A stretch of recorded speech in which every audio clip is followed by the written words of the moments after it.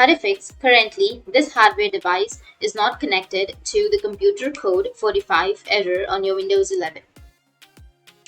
So if you want to fix currently this hardware device is not connected to the computer code 45 error on your Windows 11, then what you need to do is, as per the Microsoft, it says no resolution is necessary. This error code is only used to indicate the disconnected status of the device and does not require you to resolve it. The error code resolves automatically when you connect the associated device to the computer. So the first thing you can do is you can reconnect the device. If you reconnect the device again, then it might fix your problem. But if that doesn't fix your problem, then the second solution is you need to restart your computer. So you need to go with the Windows button and then go with the power option.